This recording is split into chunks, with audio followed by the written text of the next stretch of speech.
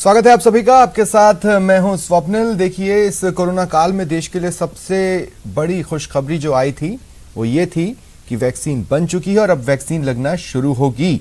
लेकिन इसके बाद एक कंफ्यूजन सामने आई। कंफ्यूजन पहले तो आप पॉलिटिकल बयानों को इसके लिए जिम्मेदार ठहरा सकते हैं। कंफ्यूजन इस बात को लेकर थी कि वैक्सीन सबके लिए कब तक अवेलेबल होगी, और फिर अब कंफ्यूजन इस बात को लेकर भी है कि ये बार बार जो दो वैक्सीन लेनी है, जो 2 डोजेस लेनी है वैक्सीन की, उसमें गैप कोविशील्ड का बार बार बढ़ा है, हालांकि कोवैक्सीन का एक जैसा रहा है। तो तमाम तरह की कंफ्यूजन है और तमाम तरह के सवाल हैं जो लोगों के दिमाग में आ रहे हैं, सोशल मीडिया पर छाए हुए हैं। आज उन्हीं को क्लियर करने की कोशिश करेंगे। इस वक्त मेरे साथ डॉक्टर समीर भाटी हैं, सदस्य हैं वैक्सीन अवेयरनेस कमेटी के। स्वागत करता हूं डॉक्टर समीर मैं आपका। डॉक्टर समीर, सबसे पहले वैक्सीन के 2 डोजेस के बीच के गैप को लेकर लोग आपसे क्या क्या सवाल पूछते हैं? जी बिल्कुल। जिस तरह से शुरुआती दिनों में पहले जो गैप था वो बढ़ा एक बार, टोटल मतलब इसमें 3 बार बदलाव आ चुके हैं। तो तीनों ही बार लोगों का थोड़ा सा क्वेश्चन रहता है इसके अंदर। उनको सबसे ज्यादा महत्वपूर्ण रहता है कि कितने दिन बाद लगाएं, पहली डोज के बाद दूसरी डोज कितने दिन के बाद लें, और कईयों का रहता है सवाल कि हमें पहली डोज लगने के बाद इन्फेक्शन हो गया है तो फिर दूसरी डोज हम कितने दिन के बाद लें। तो इस तरह के क्वेश्चन ज्यादा रहते हैं। और फिलहाल अभी जैसे बात चल रही है कि फिर से गैप कम कर दिया गया है, तो इसको भी लेके थोड़े से लोग कंफ्यूज है कि फिर से गैप कम हो गया है। बाकी जो कोई आपसे लॉजिक जानने की कोशिश नहीं करता। लग गई थी। देखिए, एक आम आदमी ये जरूर सोचेगा कि आखिर इसके पीछे कारण क्या है, फिर सही क्या है, इसमें से मोस्ट लॉजिकल स्टेप क्या होगा। हाँ, तो इसमें सबसे महत्वपूर्ण बात है, अगर हम बहुत सरल भाषा में समझाएं तो देखिए, वैक्सीन को इमरजेंसी अप्रूवल मिला है। वैक्सीन इतनी जल्दी जो है विकसित की गई है, उसके बाद हमने इसको लॉन्च करने के बाद बहुत सारा डेटा होता है जो सामने आता है। अगर हम बात करें तो टोटल अभी 6 मंथ हुए हैं वैक्सीन को आए हुए, तो नई तरह का डेटा आता है, उसके अकॉर्डिंगली एसओपीज चेंज होती रहती है। पर ऐसा नहीं है कि जिनको 28 दिन के अंदर लगी थी उनके अंदर क्या इम्यूनिटी नहीं बनी, या उसके बाद जो उसका फिर गैप बढ़ा है उनके अंदर इम्यूनिटी नहीं बढ़ी। ऐसा नहीं है, इम्यूनिटी तो सबके अंदर ही बनी है। आप इसमें एक सिंपल सरल भाषा में मैं अगर दर्शकों को समझाऊं कि सबसे पहले तो हेल्थ केयर वर्कर्स को वैक्सीन लगना शुरू की गई थी, और जब हेल्थ केयर वर्कर्स को वैक्सीन लगना शुरू की गई थी तो जब गैप था वो आपका 28 दिन का ही था गैप। तो वो लोग सभी, ज्यादातर हेल्थ केयर वर्कर सुरक्षित रहे थे। अभी जो हमारी सेकेंड वेव भी आई, तो ऐसा नहीं है, इम्यूनिटी सबको मिलती है। हाँ, पर जैसे जैसे स्टडीज आती रहती है कि सेकंड टाइम स्टडी आई जिसमें पता लगा कि गैप हम बढ़ा रहे हैं। क्या आपसे ये सवाल कभी पूछा गया डॉक्टर समीर? मैं आपको कुछ पलों के लिए रोक रहा हूं, सवाल मेरा आपसे ही रहेगा। डॉक्टर सुमन भंसाली सीनियर प्रोफेसर हैं एसएन मेडिकल कॉलेज जोधपुर से, मेरे साथ जुड़ चुके हैं। डॉक्टर सुमन, मैं आपका भी स्वागत करता हूं। मैं आपके पास आऊंगा, लेकिन उससे पहले डॉक्टर समीर, इन कंटिन्यूएशन जो आप बोल रहे थे, देखिए अब अभी क्या है कि जो प्लेयर्स हैं जिन्हें आने वाले दिनों में टूर्नामेंट खेलने जाना है या विदेशों में जाना है, उनके लिए आपने कह दिया कि चलिए वो 28 दिन में ले सकते हैं। अब कहने का मतलब यह है कि अगर 28 दिन का गैप ओके है तो फिर कोई 8 से 12 क्यों रुकना चाहेगा? कहने का मतलब है वो भी तो डरा हुआ है। तो ऐसे में अगर ये सवाल उठे कि अगर 28 वाले से आज जिनको 28 दिन के गैप में लग जाना है उनसे हम अपने आप को कंपेयर करें, तो क्या वो हमसे कम इम्यून होंगे, या फिर हमारे साथ कहीं सौतेलापन तो नहीं हो रहा है? जी बिल्कुल। देखिए, इस तरह से जैसे मैंने बताया है कि ये बड़ा डायनामिक सा प्रोसेस है। जिस तरह से रिसर्च आती है, जैसे डेटा आता है, उस तरह से जो स्टैंडर्ड ऑपरेटिंग प्रोसीजर्स है वैक्सीन के थोड़े चेंज होते रहते हैं। अभी फिलहाल हम वर्तमान समय की बात करें तो ये जो सारे डिसीजंस होते हैं ना, ये बहुत केयरफुली एग्जामिनेशन के बाद एक्सपर्ट के द्वारा लिए जाते हैं। इनको ऐसी रैंडमली नहीं लिया जाता डिसीजंस को, काफी सारी इसके ऊपर R&D होती है। अभी जैसे एक्सेप्शन आया स्पेसिफिकली 3 ग्रुप के लिए, एजुकेशनल पर्पस के लिए अगर किसी को जाना है, पढ़ाई के पर्पस के लिए, या कोई एम्प्लॉयमेंट या रोजगार के पर्पस के लिए जाना है, या ओलंपिक गेम की जिस तरह से आप बात कर रहे थे, तो ऐसे कुछ एक्सेप्शन दिए गए हैं कि उनको जाना है। पर यह बात समझ लेनी जरूरी है कि आपको फर्स्ट डोज लगी है, उसके बाद भी आपकी इम्यूनिटी बनती है, सेकेंड डोज लग गई आपको, उसके बाद इम्यूनिटी और बन गई। पर हाँ, जो इंक्रीज हो रहा है उसके बाद वेरिएशन आता है कि आपको इतने % इम्यूनिटी कम है, इतने % इम्यूनिटी, पर एक आपको प्रोटेक्टिव इम्यूनिटी आपको मिल जाती है बहुत अच्छी तरीके से। तो इसको लेके हमें बहुत ज्यादा जो है हमें जिस तरह की, जिस ग्रुप के अंदर हम फॉल करते हैं, जिस तरह की गवर्नमेंट की तरफ से गाइडलाइंस आती है, उसको हमें फॉलो करना है। ठीक है, अब देखिए बहुत से लोगों को तो डॉक्टर समीर शायद जानकारी नहीं होगी, लेकिन आपको ये बात पता होगी। जब मैं वैक्सीन्स को लेकर थ्रू आउट वर्ल्ड जो फिनोमिना चल रहे हैं, जिस तरह के गैप्स की बात चल रही है, एस्ट्राजेनेका के लिए लगभग उतना ही गैप है जितना कोविशील्ड के लिए गैप है। यूरोपियन संघ में हम 8 हफ्ते से 16 हफ्ते तक का गैप अलग अलग कंट्रीज में देख रहे हैं। WHO ये कह रहा है कि भैया 8 से 12 हफ्ते का गैप आप रखो 2 डोजेस के बीच में, चाहे कोई भी वैक्सीन हो। ये WHO की गाइडलाइन इस तरफ इशारा करती महसूस होती है। लेकिन फिर डॉक्टर फॉसी का एक बयान आता है, आपने वो बयान भी सुना होगा। जी जी बिल्कुल बिल्कुल। हाँ देखिए, हम यही आपको बात बता रहे हैं इसके अंदर कि ठीक है, हमारा जो 12 से 16 हफ्ते के बाद के लिए जो बात आई है सामने, उसके अंदर पाया गया है कि 81.3% जो है इसमें आपकी एफिकेसी देखी जा रही है। पर उसके बाद फिर क्या हुआ कि एक और नए वेरिएंट का जिस तरह से हम जिक्र कर रहे हैं, तो इसमें बताया गया है कि उसको हम गैप को 12 हफ्ते तक ही रखें। तो ये मैं वही आपको बता रहा हूं, क्योंकि नया वायरस है, नई वैक्सीन है, नई तरह की रिसर्च आ रही है, तो उसके अकॉर्डिंगली जो पॉलिसीज है वो भी कई बार डायनामिक रहती है। तो इसको लेके कोई, मैंने आप एक सिंपल सी बात, हमने जितना देखा, अगर 18 महीने से बिल्कुल हम ग्राउंड लेवल पर देख भी रहे हैं, तो और अभी जैसे वैक्सीनेशन ड्राइव भी शुरू हुआ है, उसको भी काफी नजदीकी से देखा कि जिनको फर्स्ट डोज लग गई उनको भी अच्छी खासी इम्यूनिटी बनी है। जिनको फर्स्ट डोज लग गई और उनको आपको इन्फेक्शन हो गया नेचुरल, उनको आप ये मानिए कि जो नेचुरल इन्फेक्शन हो गया तो उनको और भी बूस्टर डोज मिल गई वो नेचुरल इन्फेक्शन। तो ये सब चीजें पूरे रिसर्च के बाद सामने आती है। तो फिलहाल अभी जिस तरह से ये आई है, एक्सेप्शन ग्रुप के लिए किया गया है, ये सबके लिए नहीं जो है प्रोटोकॉल फॉलो करना है। बाकी अभी हमारे को जो 12 से 16 हफ्ते के लिए गाइडलाइंस दी गई है वो भी रिसर्च बेस्ड है, पर वो मैं समझता हूं कि 12 हफ्ते तक अगर हम सेकेंड डोज ले लें तो ज्यादा बेहतर रहेगा। ठीक है, डॉक्टर समीर मेरे साथ रहें आप, मैं आगे आपके पास आता हूं। डॉक्टर सुमन भंसाली मेरे साथ जुड़ चुके हैं। डॉक्टर सुमन, देखिए अभी कुछ दिनों पहले हमने देखा राजस्थान में कई ऐसे इलाके हैं जहां पर लोग वैक्सीन लगवाने को लेकर बिल्कुल भी इच्छुक नहीं है, डरे हुए हैं।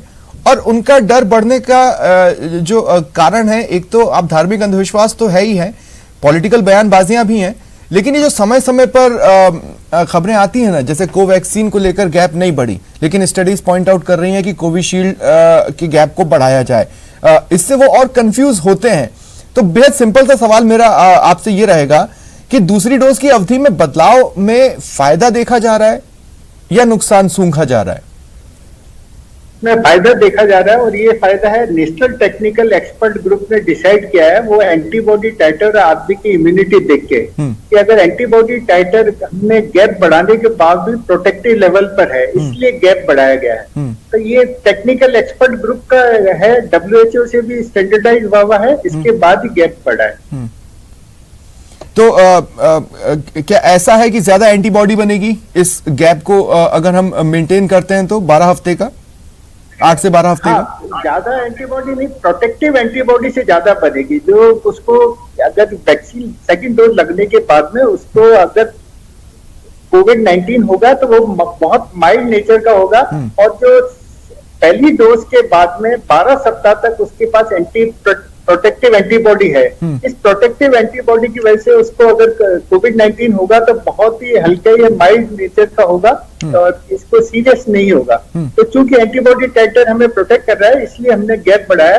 और ये सब नेशनल टेक्निकल एक्सपर्ट ग्रुप के डिसीजन के बाद में, और उन्होंने डिसीजन लिया है एंटीबॉडी टाइटर कैलकुलेट करने के बाद। तो काफी हद तक का रास्ता तो पहला डोज ही कवर कर लेता होगा, सेकेंड डोज का इंपॉर्टेंस क्या है? नहीं, पहला कवर कर लेता है। पहला कवर में इन्होंने स्टडी की थी, 2 ग्रुप बनाए थे। एक ग्रुप में जिनको कोविड-19 हुआ उनको वैक्सीन दिया, एक कोविड-19 नहीं हुआ, कोरोना नहीं हुआ, उनको दिया। तो ये देखा गया जिनको कोरोना-19 हुआ है उनको पहले डोज के बाद में बहुत अच्छा प्रोटेक्शन है। अगर जिनको कोरोना नहीं हुआ उनके पहले डोज के बाद में 100% नहीं, 40 से 50% की प्रोटेक्शन है। तो 100% प्रोटेक्शन या जो वैक्सीन की एफिकेसी हम 90% मानते हैं, इसके लिए हमने सेकेंड डोज के लिए सेकेंड डोज देने के लिए कहा। तो सर मैंने शुरुआत में भी इस बात को कहने की कोशिश की कि जब कुछ लोगों के लिए या 3 पर्टिकुलर ग्रुप्स के लिए 28 दिन का प्रावधान किया गया है, तो फिर कुछ बाकियों के लिए 84 दिन का जो गैप की बात आ रही है, दोनों में डिफरेंस क्या होगा, या दोनों की वैक्सीन एक्सेप्टेबिलिटी में क्या डिफरेंस होगा बॉडी की? ये अपनी इम्यूनिटी है, मगर जैसे अभी इन्होंने डिक्लेयर किया कि जो विदेश जा रहे हैं, जो प्लेयर्स हैं बाहर जा रहे हैं, तो हम इसमें किसी प्रकार का गैप नहीं ले सकते, क्योंकि जो इम्यूनिटी है सबकी इंडिविजुअल टू इंडिविजुअल वेरी करती है। तो उसमें प्रोटेक्टिव लेवल ऑफ एंटीबॉडी बने, इसलिए विदेश में स्पेशल ग्रुप है, उनके लिए 28 डेज का गैप है, बाकी के लिए जो 84 डेज है या 12 वीक्स का गैप है वही ठीक है। ये जो सारी स्टडी, ये सारे जो लॉजिक्स आ रहे हैं वो कोविशील्ड को लेकर ही आ रहे हैं, कोवैक्सीन अनटच्ड है, उस पर कुछ इस तरह के डबल डेटाज नहीं है? हाँ, ये खाली कोविशील्ड के लिए 12 वीक्स का गैप है, कोवैक्सीन के लिए वही 28 डेज का गैप है between first and second dose. तो उसमें भी साथ ही साथ जो स्टडी जैसे जैसे दिन बढ़ रहे हैं, क्या वो स्टडी स्टेबल है, उसमें किसी तरह के चेंजेस की जरूरत महसूस नहीं की गई? नहीं, देखिए सर, ये जो वैक्सीन का ये है, ये कोई स्टैटिक फिनोमिनन नहीं है, डायनेमिक फिनोमिनन है। वो स्टडीज करते हैं, स्टडीज में ज्यादा सैंपल साइज लेने के बाद में हम देखते हैं कितनी प्रोटेक्टिव एंटीबॉडी बनी है। अगर प्रोटेक्टिव एंटीबॉडी बन जाती है तो गैप कैन बी इंक्रीज, मगर ये अभी खाली तो गैप के आधार पर क्या हमें कंपेयर करना चाहिए? या तो जो वैक्सीन मिल जाए लगवा लें, या फिर हम इस बात का इंतजार करें कि नहीं उसमें गैप कम है इसलिए वो लगवा लें, ये ना लगवाएं, ऐसा तो नहीं है ना? जो आप कह रहे हैं मैच एंड मिक्स, तो ये स्टडी चल रही है, इसकी स्टडी के रिजल्ट नहीं आए, तो मैच एंड मिक्स तो अभी अगर कोवैक्सीन लगाए तो 28 डेज बाद कोवैक्सीन लगाए, और अगर कोविशील्ड लगाए तो 84 डेज के बाद में सेकंड डोज भी कोविशील्ड का लगाए। तो मैच एंड मिक्स की स्टडी चल रही है, बट इसके प्रूवन रिजल्ट नहीं आए। बचपन में जो टीके हमको लगे, फिर जैसे जैसे हम बड़े हुए और हमने पूरा अलग अलग वैक्सीन का कोर्स कंप्लीट किया, उसके बाद उन टीकों को रिपीट में लेने की जरूरत हमें नहीं पड़ी। लेकिन क्या ये जो कोरोना को लेकर वैक्सीन बनी है, ये हमें बूस्टर डोज के कुछ दिनों के बाद दोबारा लेनी होंगी, हर साल लेनी होंगी, या इस टाइप का कुछ इशारा है? देखिए, ये अपने वैक्सीन चालू की थी 1 जनवरी में, और अभी चल रहा है जून, अभी 5 महीने ही हुए हैं। तो एंटीबॉडी टाइटर हम जैसे जैसे समय बीतता जाएगा, प्रोटेक्टिव एंटीबॉडी टाइटर देखेंगे। अगर टाइटर कम होगा तो डेफिनेटली हमें बूस्टर डोज की आवश्यकता पड़ेगी। ठीक है सर, आप प्लीज मेरे साथ बने रहें, मैं आपके पास आगे आता हूं। डॉक्टर समीर, देखिए कई तरह के लोग काउंटर हुए, समय समय पर हम ये प्रोग्राम लेकर आते हैं कि भाई वैक्सीन लगाना जरूरी है, किसी तरह के भ्रमजाल में न फंसें। अब धार्मिक अंधविश्वास और इस टाइप के जो भ्रमजाल होते हैं ना, या पॉलिटिकल बयान की वजह से सनसनी मचना, उस टाइप के जो भ्रमजाल होते हैं उनको तोड़ना बहुत मुश्किल होता है। लेकिन जो लॉजिकल भ्रमजाल होते हैं ना, जो साइंस कम्युनिटी या आपके हमारे बीच से आते हैं, वो बड़े खतरनाक होते हैं। तो मैं आपसे ये पूछ रहा हूं, क्या लोग आपसे ये क्वेश्चन नहीं करते होंगे सीधे सीधे, भाई दोनों में से कौन सा बेटर है? वो तो हम 28 दिन में हमें मिल जाएगा, यहां हम क्यों 8 से 12 हफ्ते रुके? जी बिल्कुल, इस तरह के सवाल भी आते हैं कि पहले जैसे कोविशील्ड के लिए सवाल आया कि बीच में कुछ इस तरह की खबर आई कि उसको क्लॉट का समस्या ऐसी कुछ, तो लोगों ने फिर कोविशील्ड की तरफ रुझान कम किया, फिर कोवैक्सीन की तरफ रुझान आ गया। फिर कोई एक स्टडी आई कि कोवैक्सीन से अच्छी एंटीबॉडी बन रही है तो कोवैक्सीन की तरफ रुझान आ गया। फिर आया कि कोविशील्ड से अच्छी। तो ये सब चीजें तो डेफिनेटली चलती रहती है, पर इसमें यही होता है कि कोशिश करते हैं, और आप जिस तरह के प्रोग्राम्स कर रहे हैं, इस तरह के प्रोग्राम्स के माध्यम से समय समय पे उनकी जो इस तरह की क्वेरीज होती है उनको रिजॉल्व करते रहते हैं। पर ये तो आई थिंक चलता रहेगा। अगर हम शुरुआती दिनों की बात करें तो बहुत ही ज्यादा ऑब्जेक्शंस था, लोग हेजिटेट इतना कर रहे थे, पर धीरे धीरे हेजिटेंसी कम होती गई है। शहरों में तो अब हेजिटेंसी बहुत ही कम हो गई है। बार बार बदलाव हो रहे हैं, उन्होंने भी मुश्किलें तो पैदा की है सर, लॉजिकली लोगों को समझाने में। नियमों के में बदलाव ने बहुत ज्यादा रोड़ा लगाया। हाँ बिल्कुल, इसको बहुत ही सिंपली समझने की जरूरत है, सरलता से, कि देखिए कोविशील्ड सबसे ज्यादा लगी है अगर हम भारत के अंदर बात करें तो, और कोवैक्सीन कम लगी है। तो कोविशील्ड भारत के साथ साथ अन्य देश भी, जैसे यूके, यूरोप के कुछ हिस्से, श्रीलंका, कनाडा में भी कोविशील्ड लगी है, क्योंकि Covishield AstraZeneca and serum institute ने मिलकर बनाई थी, तो विदेशों में भी लग रही है। तो वो ज्यादा संख्या में लगी है, उसका डेटा ज्यादा अवेलेबल है। तो डेटा जिस तरह से अवेलेबल होता है, विदेशों से भी डेटा आता है, यहाँ से भी डेटा होता है, उस डेटा के अकॉर्डिंगली उसमें बार बार चेंजेस हो रहे हैं। कोवैक्सीन की डोजेज अभी कम लगी है और बहुत ज्यादा उस तरह का डेटा अवेलेबल नहीं है, इसलिए उसकी कोई गाइडलाइंस में चेंज नहीं है। पहली बात तो ये वाली है। दूसरी बात, कोविशील्ड में देखा गया, जैसा मैंने आपको हेल्थ केयर वर्कर्स का भी बताया, कि पहली डोज लगने के बाद ज्यादातर में हमने देखा गया कि 3 महीने तक प्रोटेक्शन तो है ही। तो 3 महीने तक तो आपको प्रोटेक्शन है ही, मैक्सिमम ग्रुप्स में देखा गया। तो सेकंड डोज 3 महीने के बाद लगाए तो उसमें कोई हर्जा नहीं है। ठीक है। तो ये चीजें जैसे जैसे अभी और समय आगे बढ़ता रहेगा और नई तरह की रिसर्च आएगी, उसके बाद उनको और अपडेट, तो इसमें कंफ्यूज होने की बात नहीं है। लेकिन मुझे कंफ्यूजन सामने दिख रही है। देखिए, मैं अपने दर्शकों को ये साफ कर दूं कि इस वक्त अगर आपको कोरोना से फाइट करना है तो आपके पास वैक्सीन के अलावा और कोई रास्ता है नहीं। आपको वैक्सीन पे 100% ट्रस्ट करना होगा। मैक्स टू मैक्स ये हो सकता है कि वैक्सीन लगवाने के बाद आपको हाथ में दर्द महसूस हो, या रात होते होते 24 घंटे के भीतर आपको बुखार आता है, तो आपको डॉक्टर्स खुद या फिर जो हेल्थ वर्कर्स हैं वो खुद सजेस्ट करेंगे कि या तो आप पैरासिटामोल ले लें या डोलो ले लें। यहां तक की बात, इतनी जो बात है वो 100% फैक्ट है और इसको कोई नहीं नकार सकता। अब देखिए आगे मुझे क्या कंफ्यूजन नजर आ रहा है। डॉक्टर सुमन, मैं आपके पास आ रहा हूं। अभी हमारे पास एक तीसरा ऑप्शन है स्पुतनिक। आने वाले समय में हो सकता है हमारे पास ऑप्शंस जॉनसन एंड जॉनसन के आ जाएं। जहां तक मेरी जानकारी है बायोटेकली या इसी टाइप का कुछ नाम है, वो भी अब अपने अंतिम चरण में पहुंच चुके हैं देसी वैक्सीन लाने के ही के क्रम में, जो सस्ती भी होगी। इसके बाद फाइजर भी हो सकता है आने वाले समय में आए। तो अभी कंफ्यूजन बढ़ेगी क्योंकि हर किसी का अगर गैप अलग है तो लोग इतने एडुकेटेड नहीं है कि वो इन चीजों को टेक्निकल टर्म्स में समझ पाए। नहीं, आपकी बात बिल्कुल सही है। इसीलिए जैसे गवर्नमेंट ने क्या, कोएप में जो रजिस्टर्ड करते हैं तो सेकंड डोज के लिए इसीलिए उनके पास में मैसेज आता है कि अदरवाइज तो आदमी को समझ में नहीं आएगा कि मैं 12 सप्ताह बाद लगाऊं या 4 सप्ताह बाद लगाऊं। तो कोएप से वो जैसे it is a type of reminder, और ये रिमाइंडर की वजह से जिससे कि वो सेकंड डोज के लिए आ जाए।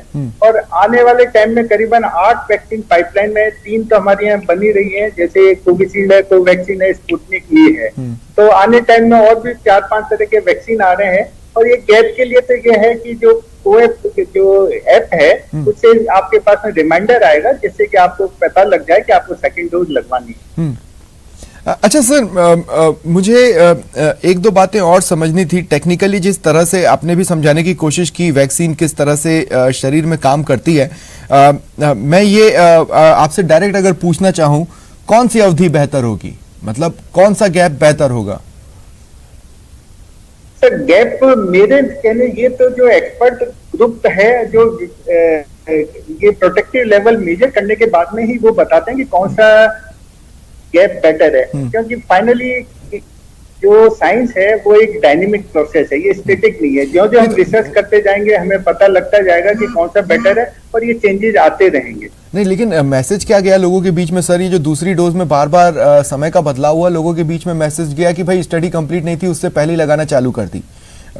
मोटे तौर पे मैं आपको समझाऊं, उस कम्युनिटी की तरफ से जो साइंस के बैकग्राउंड से नहीं आती हैं, उनके बीच में जब ये मैसेज गया कि बार बार बदलाव हो रहे हैं, तो अब वो कंफ्यूज्ड हैं कि आखिर हमने सही किया था या नहीं किया था, या अब हम सही कर रहे हैं या नहीं कर रहे हैं। हो सकता है अभी आने वाले समय में और स्टडीज आए और पता चले कि हमने कुछ गलत कर लिया। ऐसा तो नहीं है ना? आपकी बात से मैं सहमत हूँ। जैसे मैंने खुद ने वैक्सीन लगाई तो मेरे 28 डेज के गैप से लगी है। जिन्होंने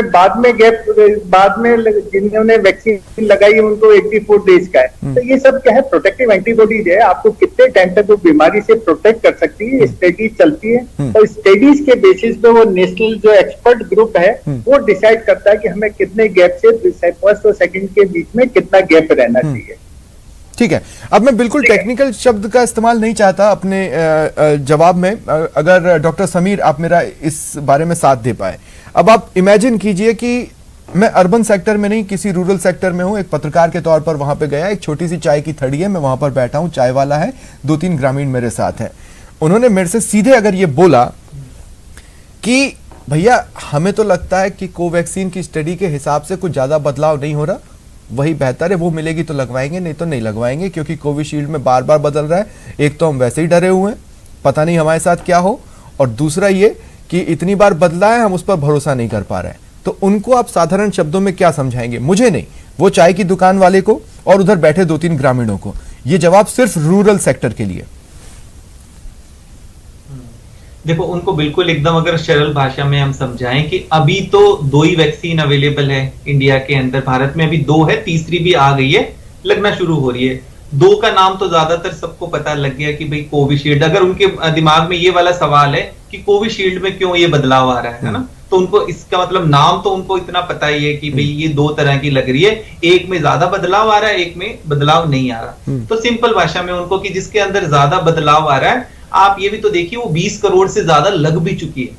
अब वो जो 20 करोड़ से ज्यादा लोगों को लग चुकी है, उनमें से कितने लोग थे, हम तो यहाँ पर देख ही रहे हैं कि कितने लोग थे जिनको सीवियर गंभीर बीमारी नहीं हुई है, उनको हॉस्पिटल में एडमिट होने की जरूरत नहीं पड़ी है, और अधिकतर उसके अंदर वो लोग थे जो डॉक्टर्स, हेल्थ केयर प्रोफेशनल थे, तो उनको नहीं, उससे जरूरत नहीं पड़ी।